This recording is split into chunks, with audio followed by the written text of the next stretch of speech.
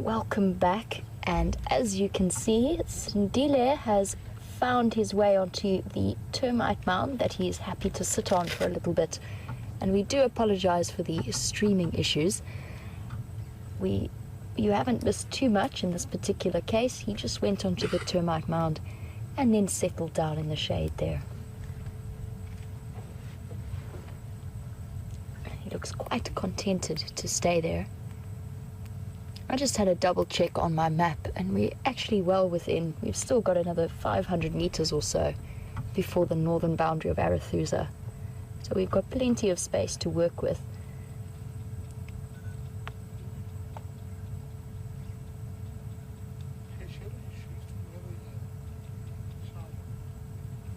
Still wondering where Shadow might be. I know that she's in the area somewhere to the north of us, just because I saw her tracks from this morning.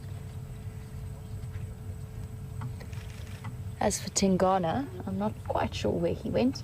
I think he must have flown from the position we last saw him, because I couldn't find a single track anywhere.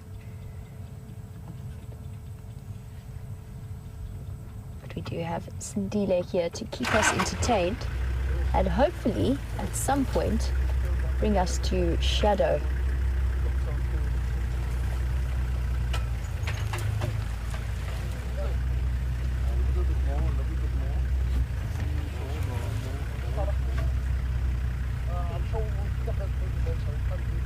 There are other people here also enjoying the sighting, and how lucky are we all to have this leopard cub right here on the termite mound.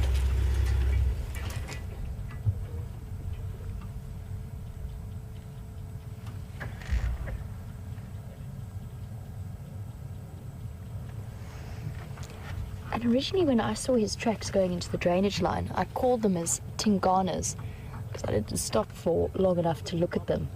But it actually just goes to show how absolutely enormous he has got. His feet are so big. This morning on the sunset safari, we had a really nice comparison where he'd stepped basically over or next to Shadow's tracks. And his front foot is essentially double the size of Shadow's back foot. A huge size difference.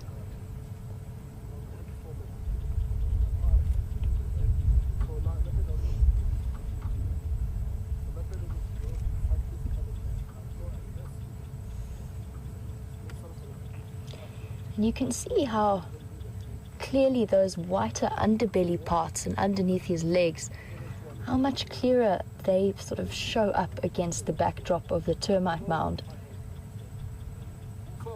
And I'm sure that's, apart from getting low, it's half the reason that leopards drop right down to their stomachs when they're stalking something. Because that flash of white on the bellies and on the tip of the tail is actually what gave him away to me a little bit earlier when we first found him.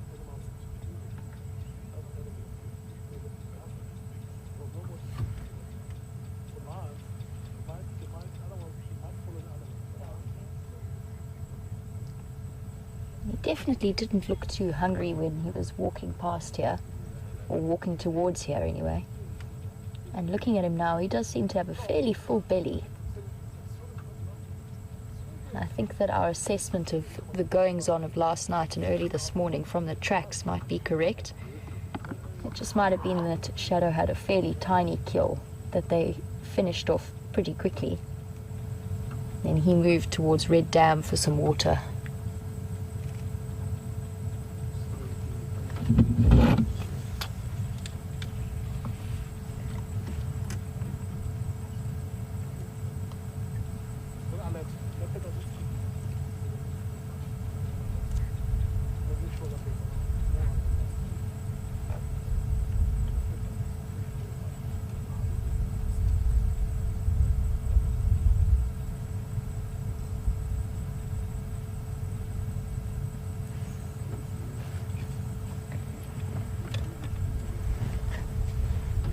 I spoke earlier about the fact that I'm hoping at some point to be able to get hold of some of Sindile's scat in order to provide a little bit of DNA sampling for Panthera and hopefully get us some information as to who his father really is.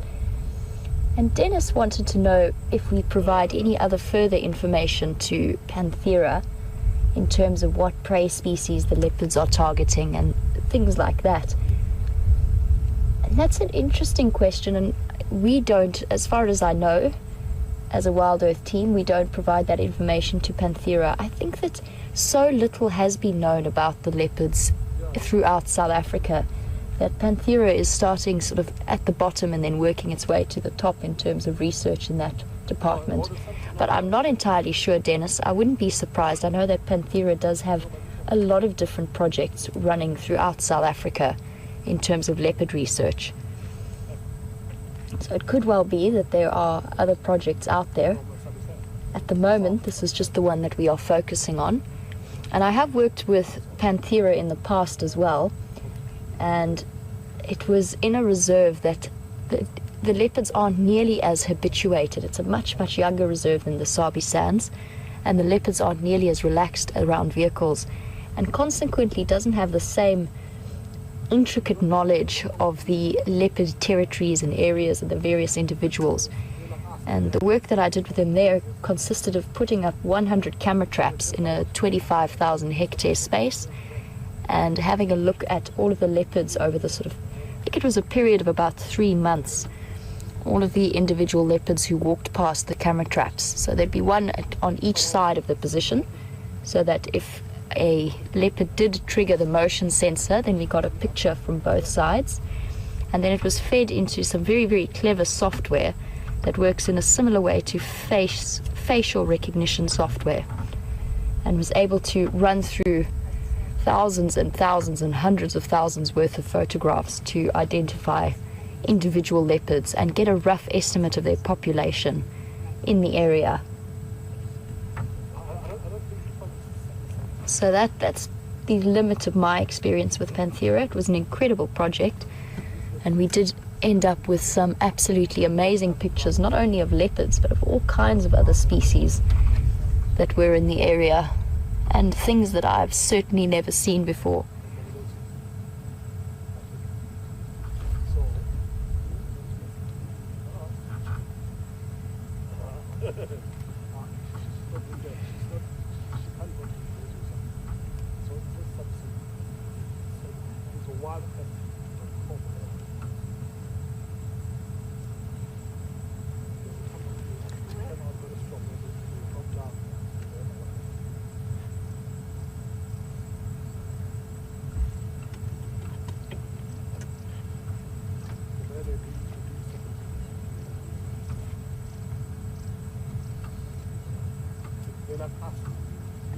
And there isn't a day that goes by that I don't wish there was a way that I could spend a day, just a day, in the mind of an animal like Sindile and all of the other various characters that we have grown to know and love, and just work out and know exactly what it is that makes them decide to do some of the things that we do, that they do. No, we know the obvious bits. We know that they hunt because they need to eat, and they go to drink, and they go to sleep because they're tired. But I'm really curious as to what prompted him to move from that drainage line and then decide that this termite mound, this was the place that he wanted to settle.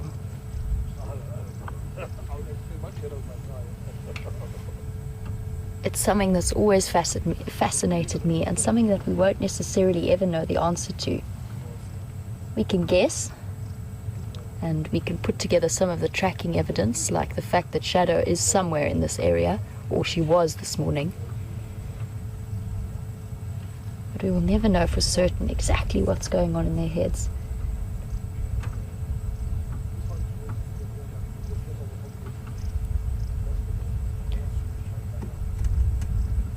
And it is one of the things that I love so much about this place, is because of that, we never know what we're going to see or what we're going to encounter on any given day, at any given moment. It's also the joy of these live safaris as well.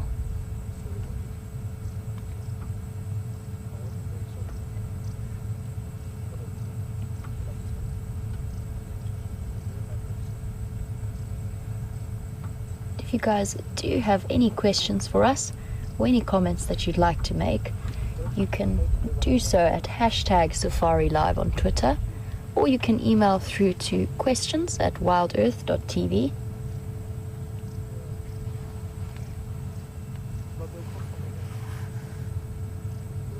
It's looking very, very sweet.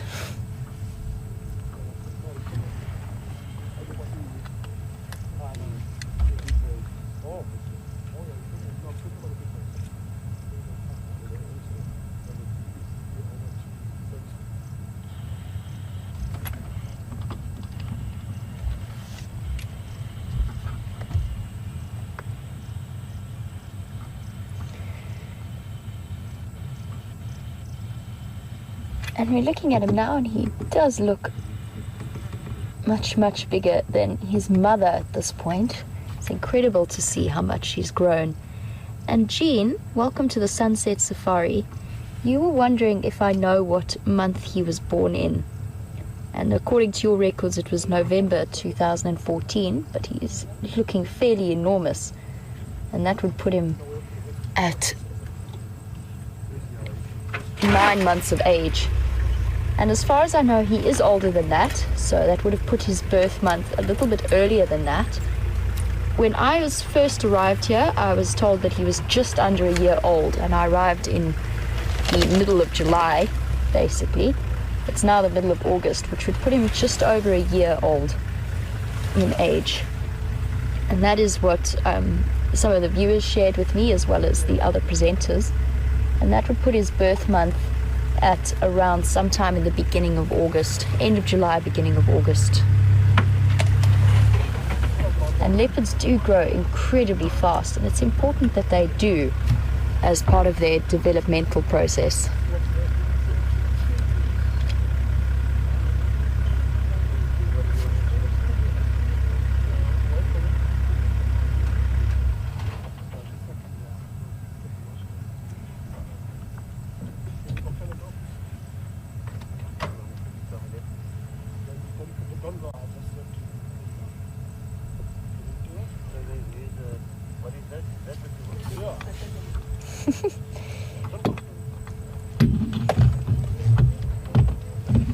And he does look a little bit too sweet to be the stalking terror of the night that he's going to grow into. And we did encounter this morning on the Sunrise Safari a leopard that we expect or suspect has a very strong chance of being his father, and that is Tingana. He's a big male leopard, as far as I know, somewhere in the region of 9 to 10 years old. And Matt was wondering, if he is Tingana's son, will he grow to be bigger than Tingana? And we did notice as he was walking along, he does have quite a well-developed dewlap, so that flap of skin at the bottom of his neck, very similar to Tingana, who basically barely has a neck. When I saw him this morning, he looks essentially as though he has a head that connects to these enormous shoulders. Very, very stocky build. I'm not sure if he will get bigger than Tingana. It's a distinct possibility. Shadow, on the other hand, is a very, very tidy female from what I've seen. Similar to her mother. They're fairly, females are in general much, much tinier than the males. But it's hard to tell at this point. I do think he is fairly average in size for a male leopard cub of a year old. Maybe a fraction bigger, but not much.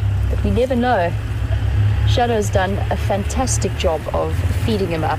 And there was a time last week on a couple of our drives, might have been 2 weeks ago now, where we essentially saw her with a kill every day, a different kill, for about 3 consecutive drives or 3 consecutive days. So she has done excellent work.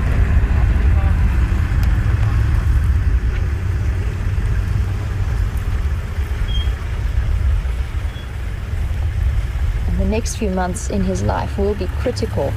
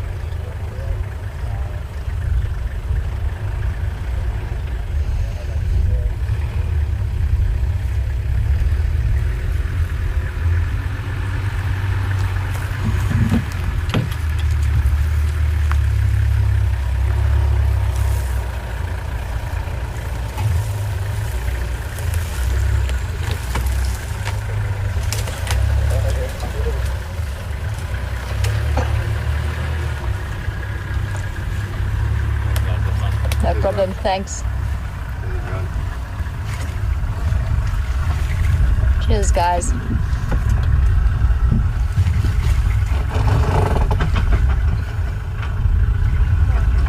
Just saying goodbye to some of the other people who were here at the sighting with us.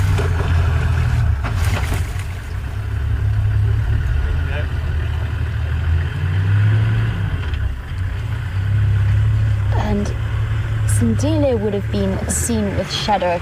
Typically, the females tend to hide their cubs away very, very effectively when they are very small. When they're first born, they'll find a nice thick drainage line or some nice rocks and have their cubs and keep them very well hidden for a couple of months. And it's usually only around the 6-week, 2-month mark that we start to see the cubs coming out. And Pizzazz, you've asked who first saw Sindile with shadow, and I honestly do not know. I only just started working here, so I'm not too sure. I should have asked Ryan actually, but he's just left the sighting. But it would most likely have been one of the Arathusa or the Simbambili guides, because as far as I know, this has been her sort of regularly patrolled territory. But I'm not too sure, so don't quote me on that. I'll have to ask one of the guides and get back to you. But it would have been probably, if we have to be really pedantic about who saw them first, you can almost guarantee it was one of the trackers working for the lodges. They probably would have been the first people to see, because they are the people who are out about on foot, exploring some of those thicker areas and those drainage lines looking for leopard sightings. And they are also the most skilled people that we have out here in terms of finding animals. They are absolutely phenomenal to watch, and I've seen some incredible people at work as trackers. And we have a moment now to reposition, now that we've actually got Sindile to ourselves.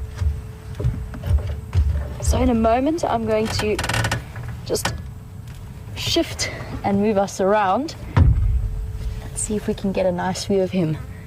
I'm very, very keen to stay with him for as long as possible this afternoon. Even though he is lying down at the moment, I want to know what's been happening between the 3 leopards that were in this area this morning. We started out the sunrise safari early, tracking Shadow and Sindile. I would love to know where Shadow is, and I'm hoping that either she's going to come and meet him or he's going to go to her, and we'll get a little bit of a better idea as to where she was hiding this morning. And I also still want to be in this area in case Tingana was hiding away from me somewhere just right in the block there, and maybe he might start to call as it gets a little bit cooler. But for now I am going to shift around and we'll get a slightly different view of this gorgeous little leopard cub who is developing to be such a character on these live safaris. We do get to see him often. He's nice and relaxed, and he's right on a boundary road. And I just hit my kneecap on the side of the car, and I'm just going to focus for one moment on that, and then we're going to reposition. Oh, it's just at that wrong place on the kneecap.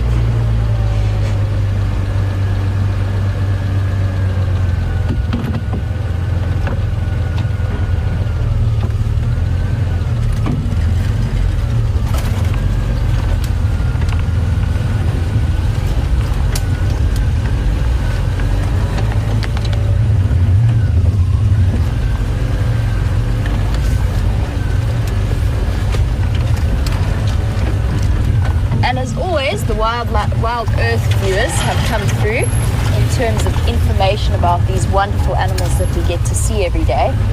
And Ellen tells us that Sindile was born in August 2014, which does fit very, very well in terms of our understanding of his age.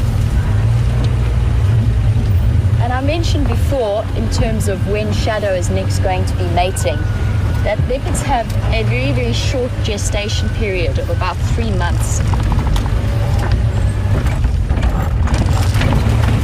Over the log.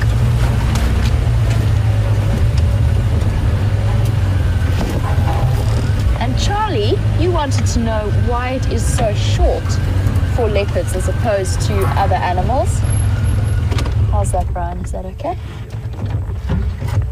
And the answer is quite complex. It has to do with numbers and the mortality rate for predators that give birth in this area. So the predator's strategy, and this applies for leopards, I'm talking mainly leopards, lions and cheetahs, so the big cats of this area, they invest in producing multiple young if they can, and they tend to be very, very underdeveloped. So what's known as altricial. So they are very dependent on mom. They're born with their senses quite underdeveloped, often not able to walk. They sort of squirm around. Their eyes are still closed. Their ears are still closed. And I think it's an adaptation to the way that predators operate in terms of having quite high metabolic rates. They need to actually function. They need to be hunting and not weighed down by a pregnancy for too long. So you can imagine if a female leopard gave birth to a more developed set of cubs, and she was pregnant for, let's say, 6 months or 8 months or 9 months, carrying more developed young, it would be a huge weight and a very difficult way for her to operate in terms of hunting. She'd be incredibly weighed down. For an animal that relies on stealth and speed in the same way that lions, leopards and cheetahs do, it makes more sense for them to have the babies as quickly as possible, hide them away while they are still underdeveloped, and be able to hunt and provide for them in that manner. The herbivores in this area don't have to search for food and catch their food in the same way that predators do.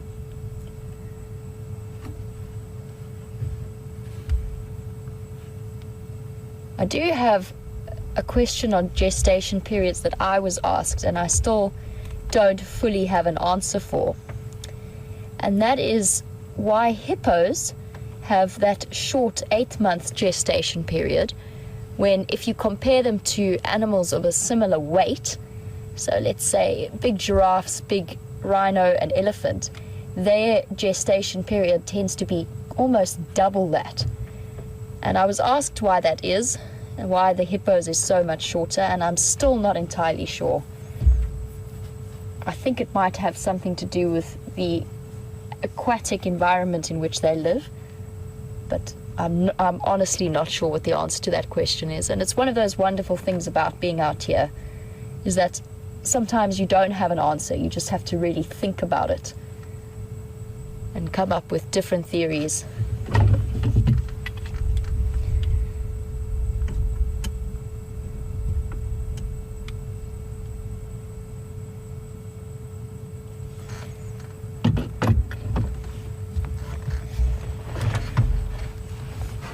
It really doesn't look like Sindile is going to be doing anything for the next few moments. And so from one rather sleepy, lazy leopard to a leopard track, we're going to cut back across to Steph and be back with you a little bit later.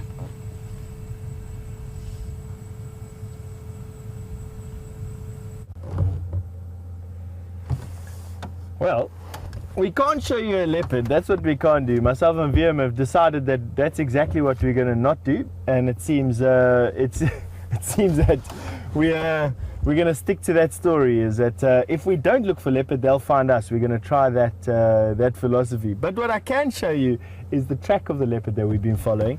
Let me get out the car and come and show you. We have been following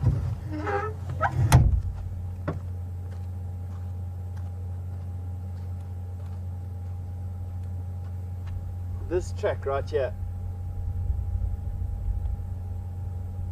This is the track of a female leopard. 1, 2, 3, 4 toes, and the back of the pad right here. And I know that it's, well, let's first see if it's the back left or the back right pad. What you do is you take your fingers and you put them in the tracks and you see which one fits best. And as you can see, that fits best. I'll do it again. That one fits best. So this is the back right foot of a female leopard. And how do I know it's a female leopard? I look at that corner right there, there and there. The fact that it's quite a sharp angle tells me that it's a female. So the size, the shape, and then left and right tells me that this is the back right foot of a female leopard. And why is it important that we know which foot is which? It's because every leopard has a foot very similar to our hand, and the best trackers can actually decide what leopard this is just judging from the track. I'm not good enough to decide what leopard this is, but if I were to gather, I would say it's probably Karula. This is a full-grown adult female leopard, and it's a relatively fresh track, and it's in the middle of Karula's territory. So I was going to say that it's probably Karula. There'd be no other female here that has a track this size, unless it's a nomadic leopard, which is a possibility, but not really too much of a chance. Now, how do you judge whether it's fresh or not? And that's a good thing. On this particular track, you can't really do that. But what we can do is use other tracks as a gauge. This track here is the track of a Franklin, sorry, a Thickney, a Dickup that has walked here. This track was laid down last night. And this track here is the track of a zebra. Now, Thickneys walk around at night and hide during the day. Zebra walk around during the day and sleep at night time. Now, what you do to judge the age of this track is you'd follow this track back and back, and let me see if I can get a track for you that says, no, not quite. You'd follow this track until you get to see where either the Dickup's track is on top or underneath the leopard track, or the zebra's track is on top or underneath the leopard track. If the leopard track was on top of the Dickup but underneath the zebra, you knew that it was early this morning. If the zebra was on top of the leopard, you know that it was while it was still dark. And if the leopard track was on top of both, you know that it was right now. So that's exactly how we judge age. A bit of a tracking 101 course, if I could do that, or if I could say that. But they're crossing out, and so makes it a little bit more difficult for us to judge what is what. Now, it is Sunday night, and I forgot to tell everyone that we will not be doing fireside chat tonight. We are not going to be doing fireside chat every night or every Sunday, even though we have been for the last long time. We're changing up the format a little bit. We're trying to prepare a little bit better for each fireside chat and make it a bit of a themed thing. And James is off in Botswana, so he can't sing you to bed with his guitar skills and his singing skills. But in any case, I think let's carry on down the road, see what else we can find. We've had a particularly slow game drive today, I must be honest with you.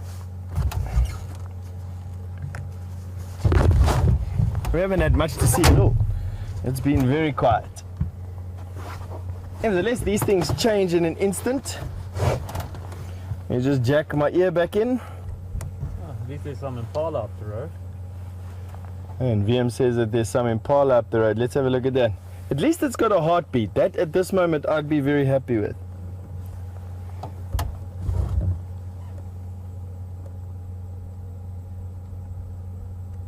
Somewhere along the line we made the safari spirits angry. They're punishing me for doing something wrong. All right.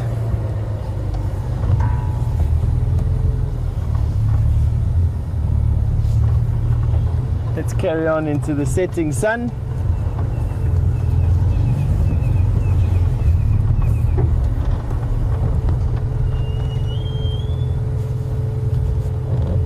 Have a quick look over here and see what's going on.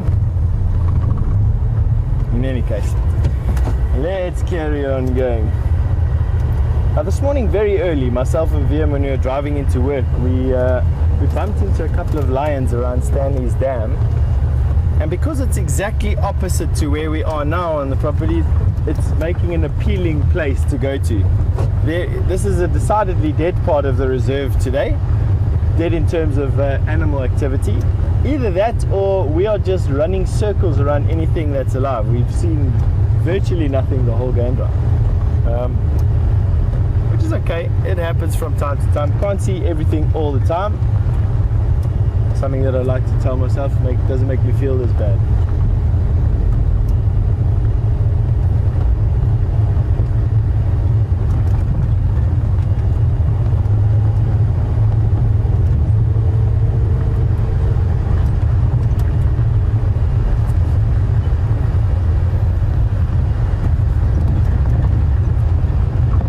What is amazing is this white sand that we're driving on, that you can see on the road in front of me. This is not sand that's been brought in. It's actually sand that's naturally occurring in this area. The underlying rock that we have in this area is granite. And granite, apart from being one of the most common rock types that you find in the world, has got one amazing characteristic. This particular granite has big crystals in it. Big crystals mean that the rock itself cooled down very slowly, and it allowed the crystals to grow big. In other words, it cooled down incredibly slowly. Minerals were allowed to clump together, and they grew into crystals in this cooling process. And I found it quite difficult to believe. I still question this particular fact. But the granite that we find in this area cooled 20 kilometers below the Earth's surface.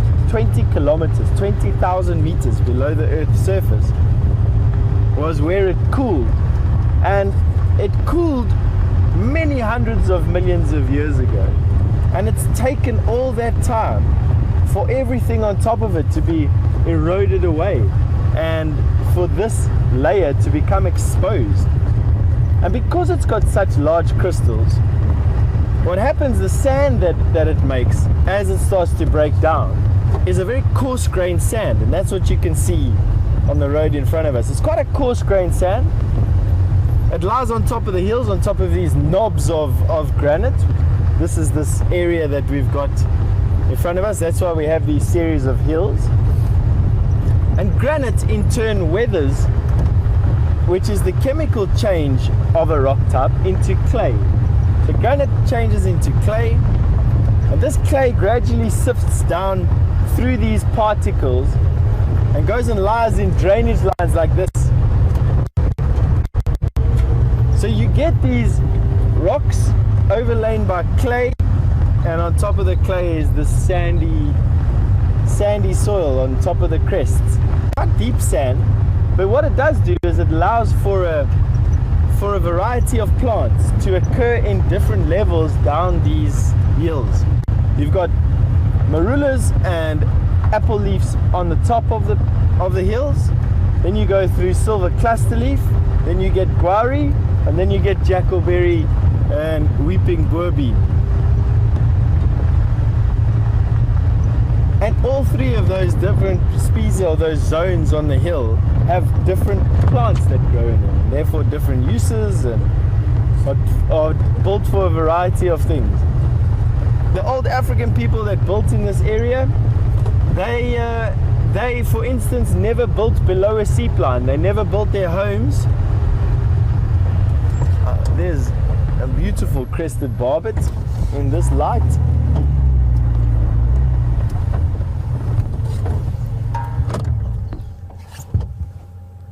And of course he's going to dig around in a place that doesn't want us to have a look at him.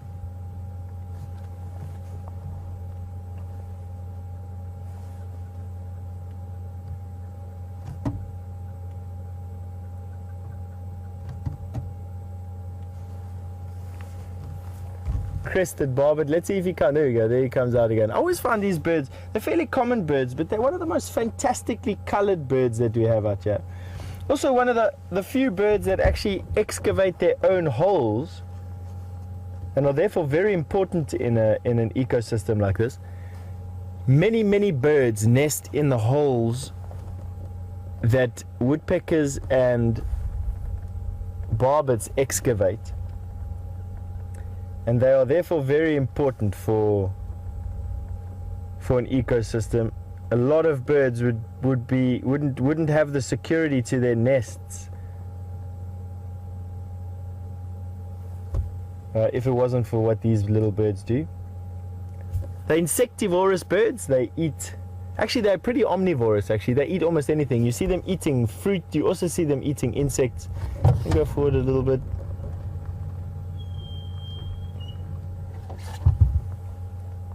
Very robust bird. Very bold bird as well. One of the few birds that will venture into the open to feed.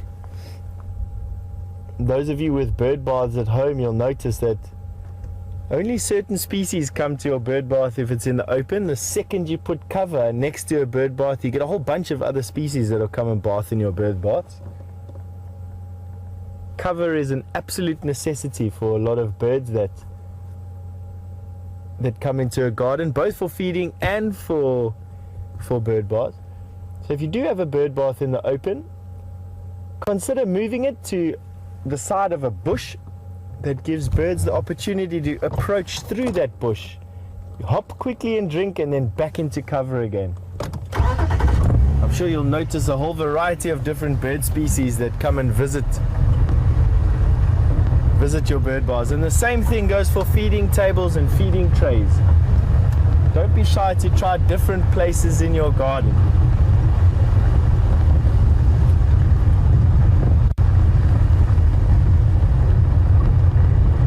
So back to the old Shangaan method of building.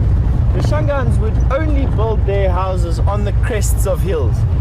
And it's funny, if you ask a Shangaan why they only build their houses and kraals on the crests of hills, many of them will tell you different stories. I've heard many different stories, from flooding to keeping away from flies and mosquitoes in the valleys, to the fact that the marula trees are on the crests only, and the marula trees provide them with fruit at different times of the year, shade in the summer, sun in the winter. But it all comes down to the geology of the area, if you ask me. Just through years and years of experience building your house in an area that's well drained, away from flood lines, and provides you with large trees for shade, and in this particular case fruit as well, is just a bonus. Now we're going to go through a dip. The signal might get a little bit choppy as we go through the dip, but I'll try and do it as quickly as possible. And don't go anywhere, it'll be momentary.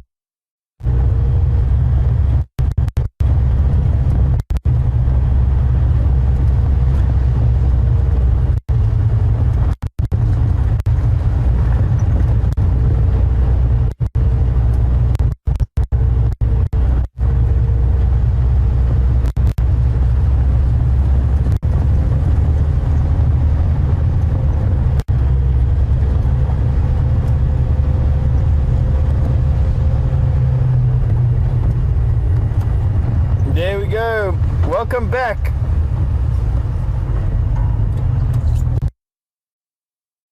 So back on track, we went back to the bad area. I forgot my lighter again, so of course I can't light elephant dung, which means that myself and VM have been plagued by flies rather than using our smoker. See, it's a new toy and I keep on forgetting to bring all the accoutrements that need to go with it, or the attachments that need to go with it, I think is the better word.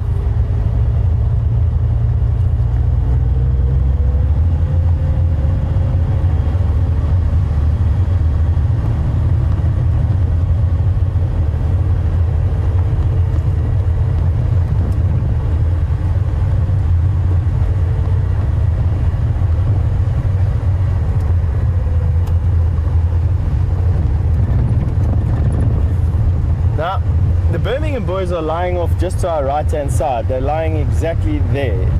Now it is inside Buffelshoek, but they're not lying too far from our border, and I'm hoping that they actually come back as soon as the sun goes down. Oh. You know.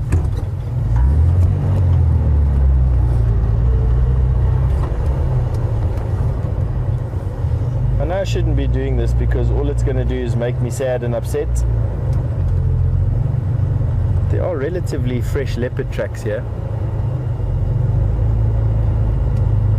They don't look like they are too new though. I'll show you.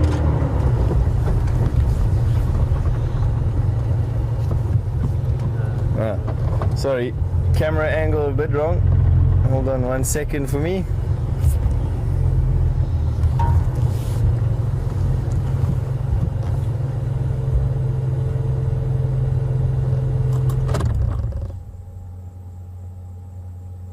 That's now a male leopard track. Nice big track, and you notice the back pad, how rounded the back pad is.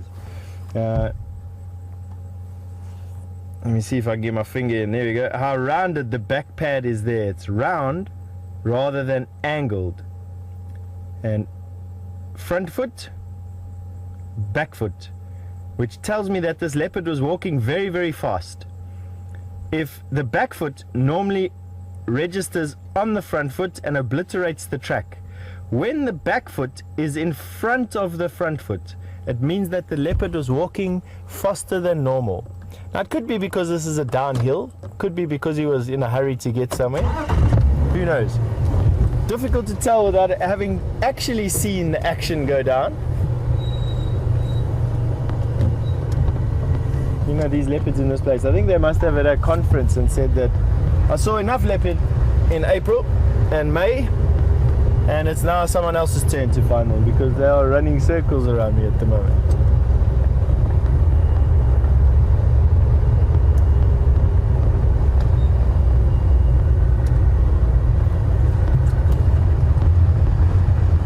Anyway, back to the Birmingham boys. The Birmingham boys are lying off to this side over here. They're somewhere inside this block over here.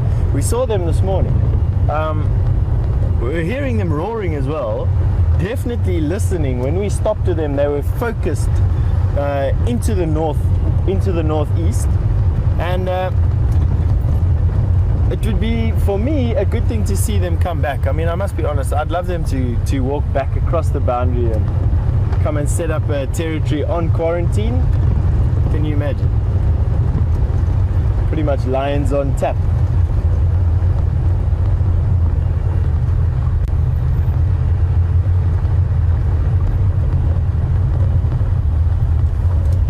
Take it easy through here, just in case these cats are actually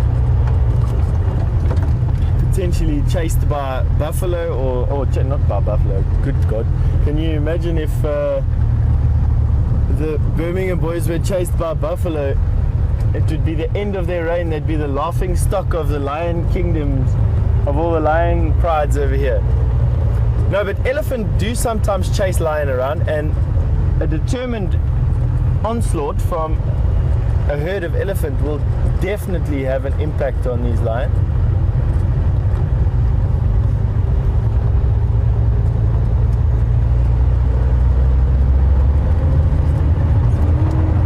No sign of them at the moment, no sign of their tracks. But not a problem.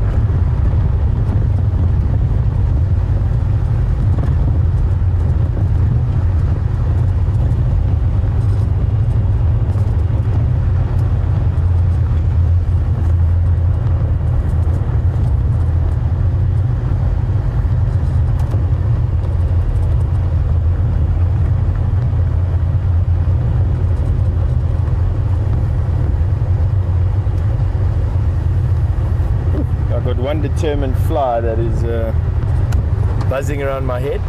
And while we're driving and talking about plants and building materials, etc., Korea from Long Island has asked, do we ever plant any trees in this area?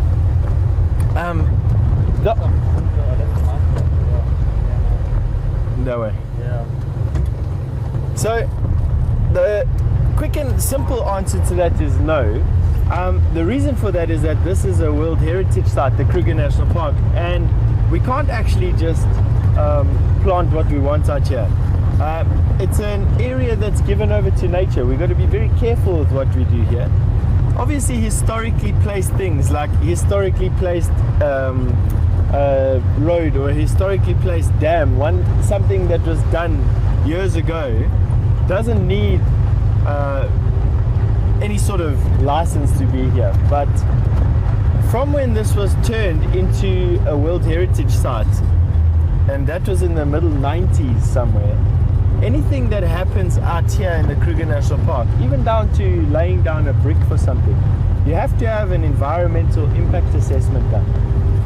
And part of the environmental impact assessment is going to say that you can't plant things. It's not natural to plant things out here.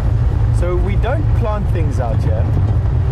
We leave nature to do what it needs to do. I'd say the only thing that we do is do controlled burns. And the reason for that is that natural fires, if they were to be left unchecked, would burn too much private property, and people with businesses on those private properties wouldn't be able to run those businesses.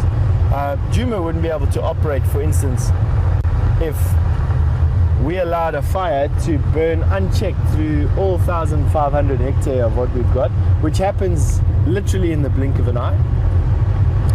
So we put in backburns, we control fires, and what that does is that it leaves some parts of the bush unburnt.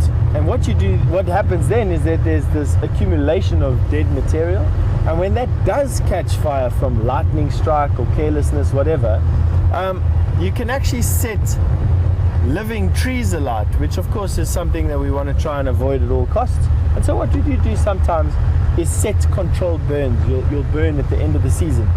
Controlled burning, if your land hasn't burned, starts around about the first 20 mils or so of rain.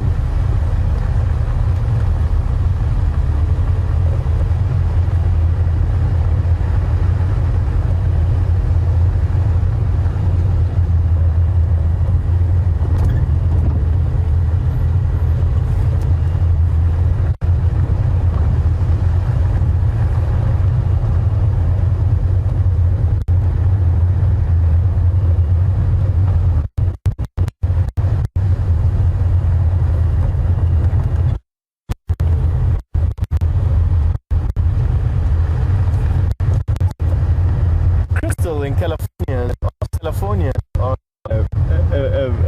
a good question. It's a question that's going to get some thought definitely from me. I just want to switch off over here. We got Franklin's giving an alarm call. I've got leopard track on the floor here, and I've got some drive out.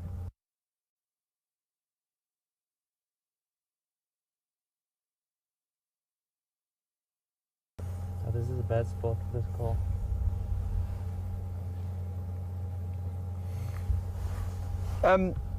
You were asking about sun scald, which is what happens when sunlight burns the base of a tree.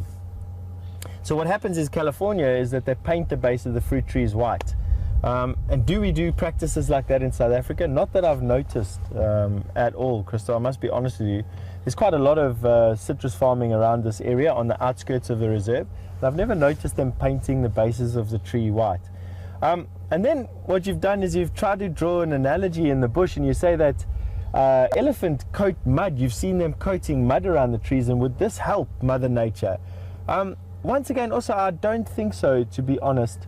Most of the trees that the elephants use as scratching posts are dead or have a very thick bark. And I think that the trees out here would be pretty resistant to the sun. We're also not that close to the equator. We're temperate where we are at the moment. I think we're at 22 degrees latitude, or something to that effect. So we are just on the Tropic of Capricorn, just below the Tropic of Capricorn, just south of the Tropic of Capricorn. So we never really get direct sunlight.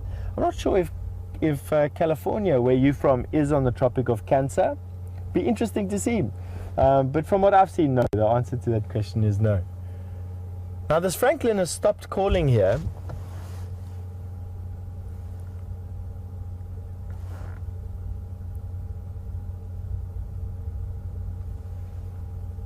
It's dead quiet. I'm just trying to listen. We've got a beautiful view west across the bush. I'll give you an example of where the bush stops. Basically, where those mountains are, maybe 5 kilometers past those mountains is where the bush stops. That's how much land here is for the animals to roam in. That's roughly about 40 kilometers from where we are. Those mountains lie about 60 kilometers from where we are now.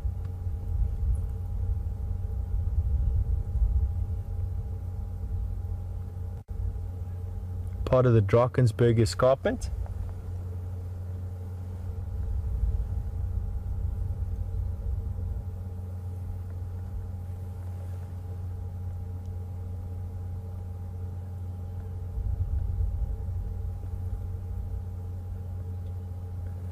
Still just busy listening at the moment to the bush.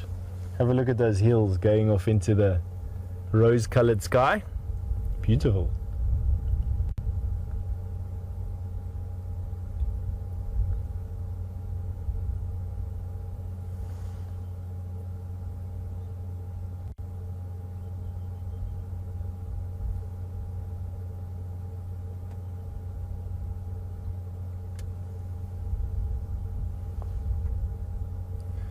We're going to stay here for sunset. It looks like it's going to be such a beautiful sunset. A bit hazy.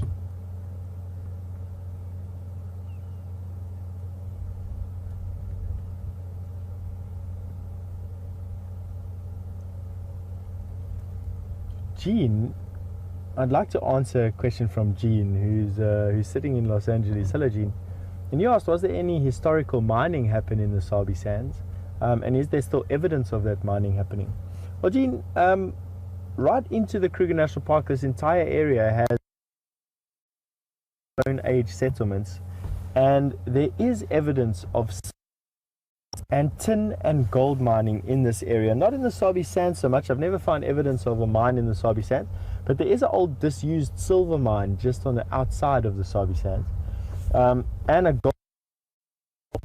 And then close by we have Pilgrim's Rest. Pilgrim's Rest was one of the early gold mining towns in South African history. Can't remember the date that Pilgrim's Rest was active in, but it was probably in the 1800s somewhere. There was a gold rush to Pilgrim's Rest. Barberton has also had a very large deposits of minerals there, from gold through to asbestos mining. And then there is a little bit further north from us quite a lot of coal that's mined, as well as chrome and platinum are also probably within 100-mile radius of where we are right now, as all those minerals that we've got at the moment. So a lot of minerals are available in the ground here.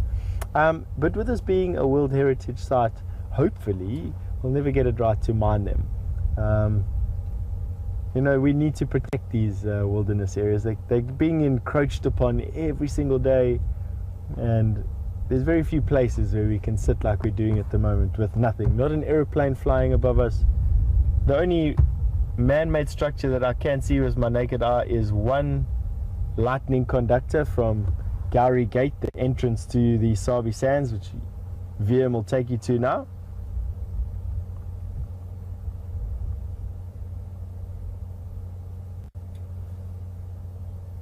There, just left of the sun, you should start seeing a pole. There we go. That's a lightning conductor. That is literally the only man-made structure within kilometers of where we are. Animals just get to roam and go where they want, doing what they please.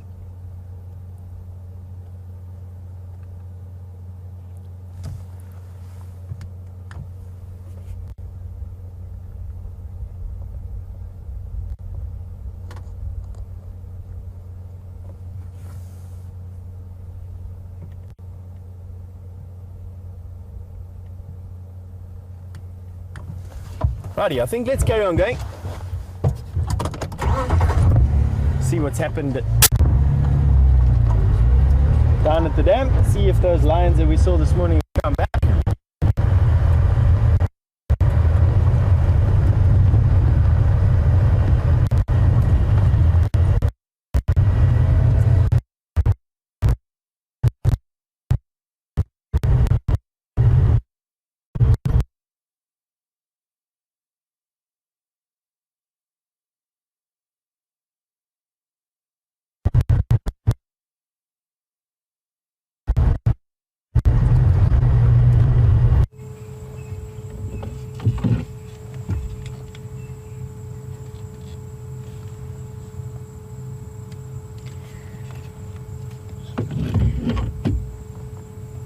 Welcome back, and we do apologize for that sudden transition, but definitely not a bad view from where I'm sitting, and I'm sure you'll feel the same. And so far, no action from Sindile. I'm still determinedly waiting here. I'm sure the shadow is somewhere in the area, and I'm waiting to see as the sun starts to set and the leopards get active again, to see if Tingana starts to call from where I last saw him. And I did hear a report on the Game Drive channel that there was a male leopard calling right to the west of our boundary of Arethusa, and that could well be the Anderson male. And I'm hoping that Tingana might call in response. And what a special view Brian and I are being treated to. I don't know how many people can say they watched the sun go down next to a year-old leopard cub, but it's a pretty special moment that we've got all to ourselves and that we get to share with you.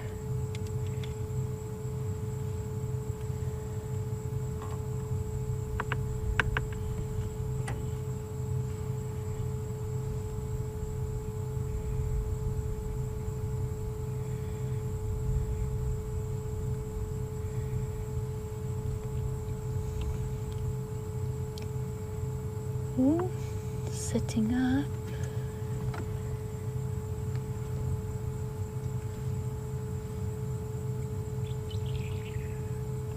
And we were asked a little bit earlier as to who first saw Sindile, and Tina's given us an update. It was indeed one of the guides, Neil, who then told Peter Pretorius about the existence of Shadow's little cub Sindile.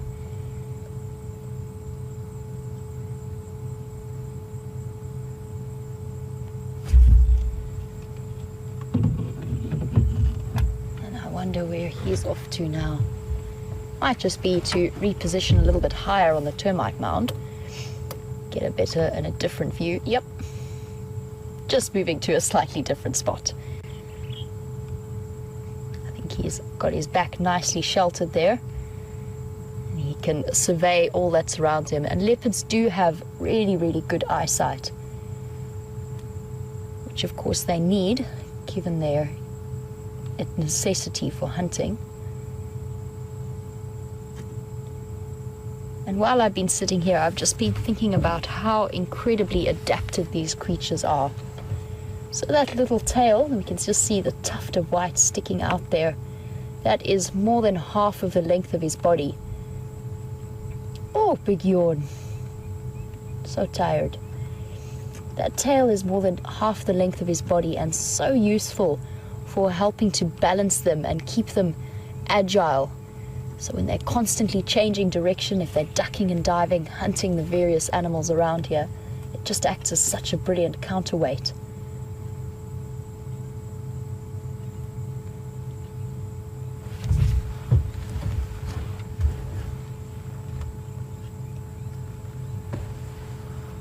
Just getting comfortable, tucked in his little termite mound.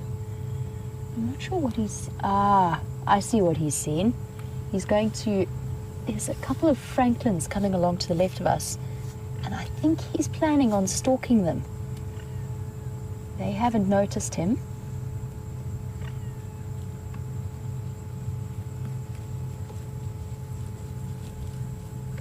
And we're just going to keep very, very quiet. We could get to see Sindile make one of his first kills, and certainly his first kill whilst live. He's gone into perfect hunting mode, just as we were talking about how wonderful they are at hunting.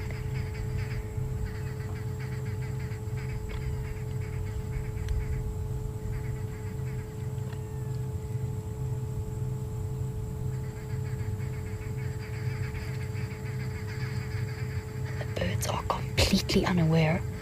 They're still making their way towards that termite mound. And you can see how completely flat and how still he's gone.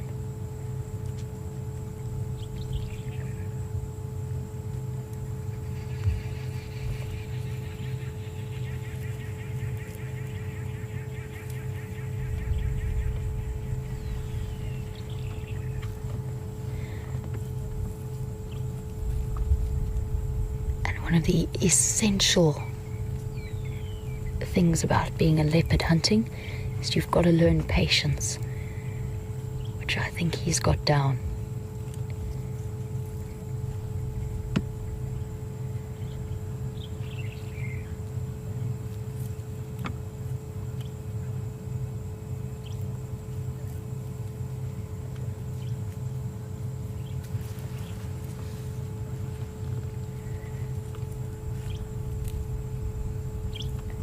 He's relaxed his posture a little bit, but he's still very, very low. And he's got his eye on one of them that's just advancing up the termite mound in front of him.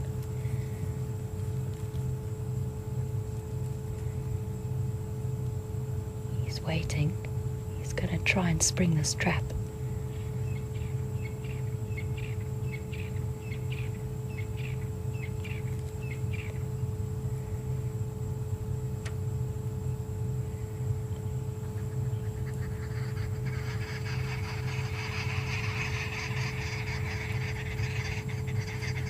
The bird is still completely unaware that he's there, and it's walking right towards him.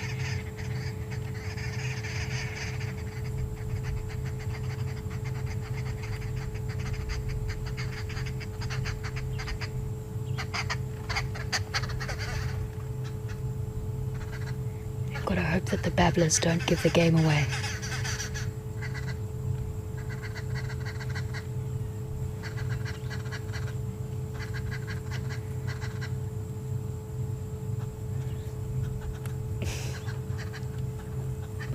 The bird appears to have changed his mind, and that might just have saved its life. A couple more steps and I do think that Sindile would have pounced on it. He's still very, very still. I think he's just biding his time.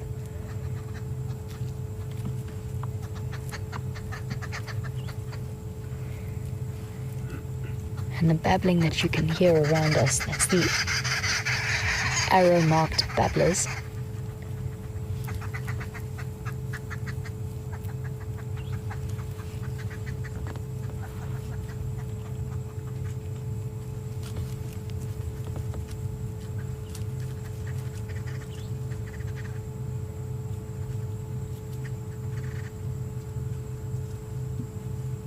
Sindile, I think you might have missed your chance, little one. Oh?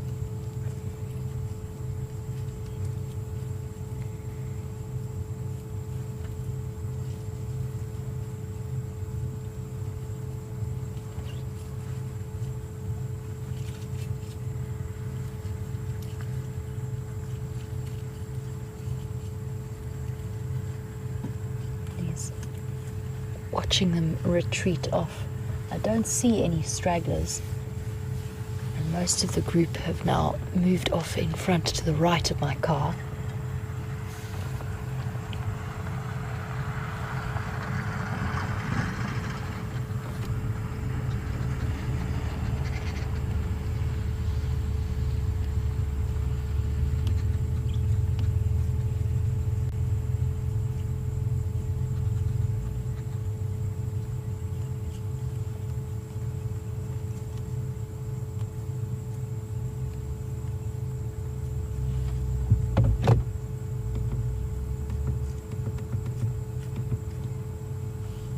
Nope.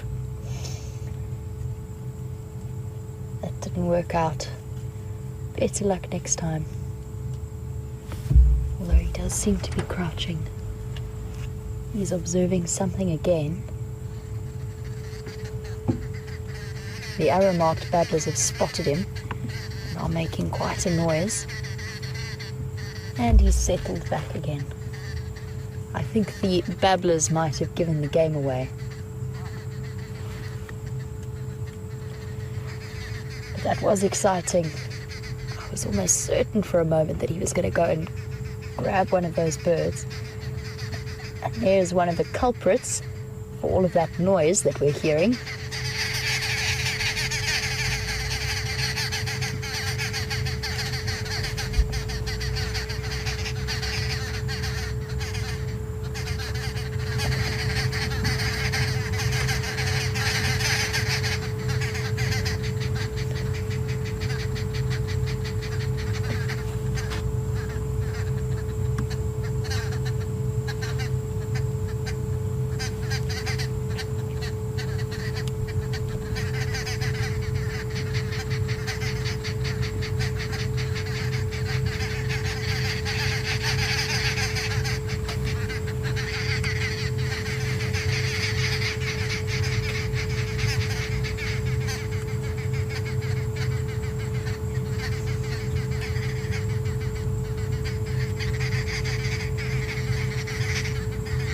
He is fairly cross with them right now. His tail is flicking away. I think he's a little bit irritated at their intrusion.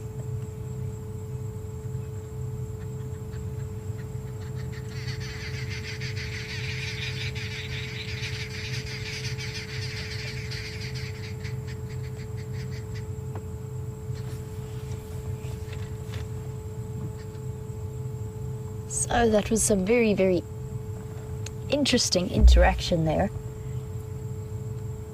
And when we saw him a little bit earlier, he was right next to a couple of francolin, which actually had me fooled for a moment. I thought that the movement I'd spotted was just birds, because they were so close to him.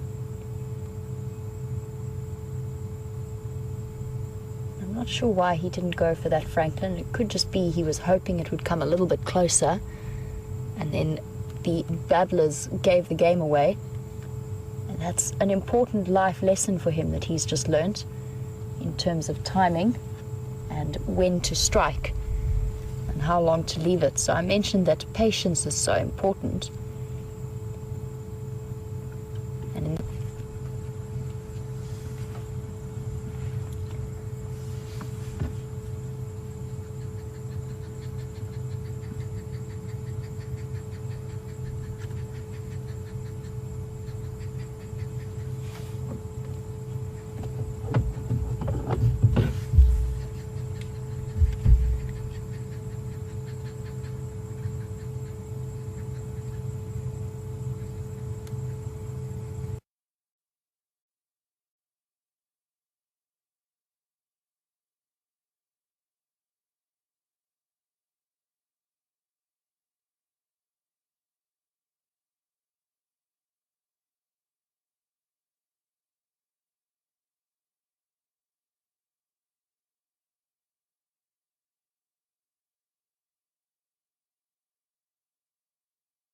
quite a complex one. They are very, very well adapted to being nocturnal predators.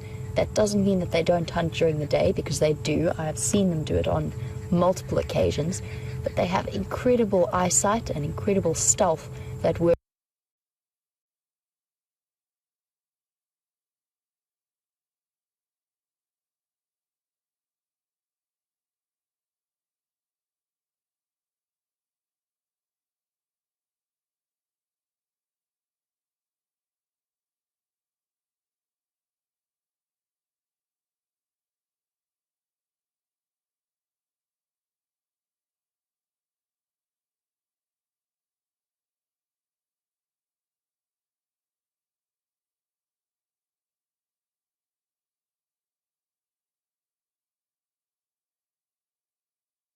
My spotlight is ready.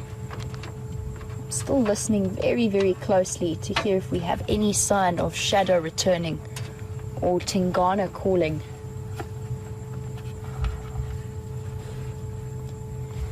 And very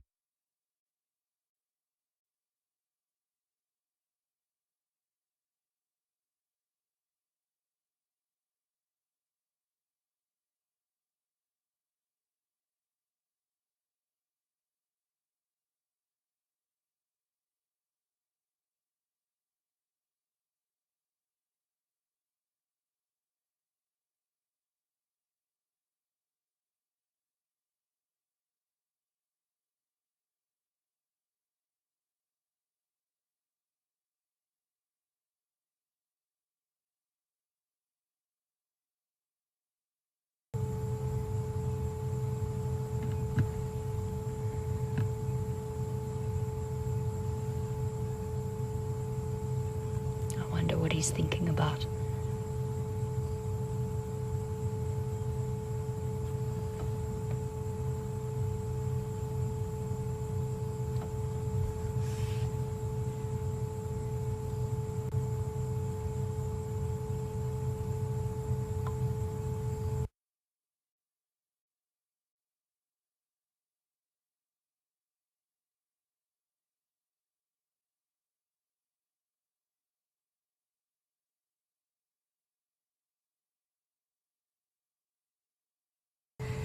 On the odd morning and spend some time with those adorable cubs. And Teresa, you were wondering where they are at the moment. And I have to be honest, both Steph and myself have been struggling to find where that new den site is. They've moved away and I'm still not entirely sure. I did promise I would find it, and it is very, very difficult when we are driving morning and afternoon because you need to get there at exactly the right time to see if it's an active den. And I know Steph today on his sunrise safari found somewhere that he thinks is a possibility, but still not entirely sure. And I still strongly suspect that they are around the drainage line just to the northwest of where they were denning before. The unfortunate nature of that area is that there's about 50 different termite mound possibilities. And I have tried to check the various areas. It has been a little bit tricky. But I promise you, Teresa, I will let you know as soon as we do. We will keep looking. We have not given up. They can't have gone too far. That tiny cub is very, very young still, which makes me think that they're still going to be somewhere in the vicinity of that active den. And on the subject of hyenas, I mentioned sometime recently that I really want to see a brown hyena while I'm on Djuma. I have seen them in the past. But John, you were wondering what other animals are on my bucket list, so to speak, whilst I am working at Djuma. And for those of you who don't know, it's one of these weird things, but I've never seen an aardvark. Despite the fact that I've grown up in this country and I've spent a great deal of time in the bush, including in the Kalahari region, where you do see them with much more frequency than you do in a savanna area like this, and I still haven't seen one.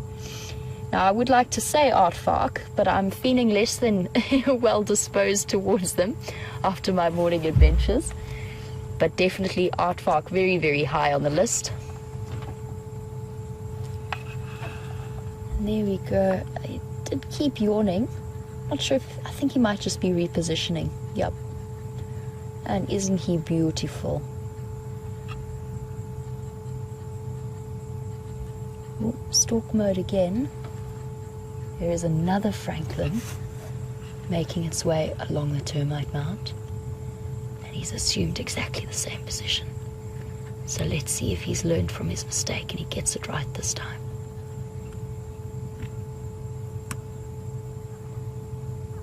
Once again, that francolin making its way up the termite mound. Ooh, no.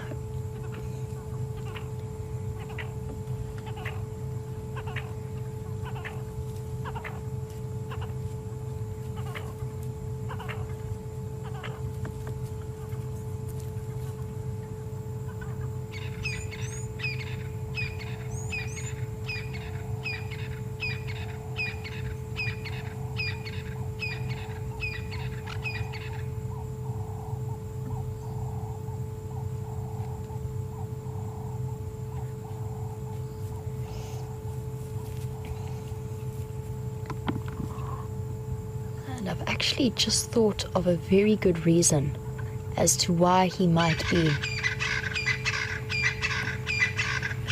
reluctant to pounce on those particular birds. And it could well be because francolins make such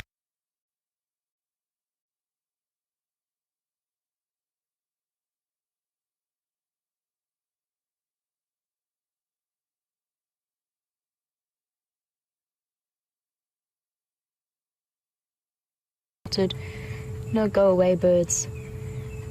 And he keeps lifting his head like that in response to bats flying over his head.